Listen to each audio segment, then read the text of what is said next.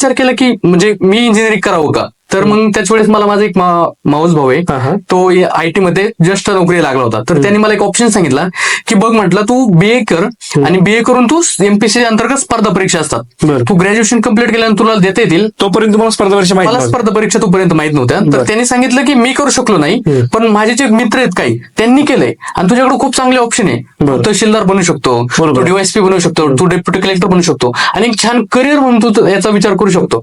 तर मी याची चर्चा माझ्या भावासोबत केली, माझ्या आईवडिलांसोबत केली की मी जर ह्या मार्गाचा स्वीकार केला तर म्हणजे मला 3 वर्ष मी फायनान्शियली बीएला ऍडमिशन घेतलं तर 5,000 रुपये फीज होती.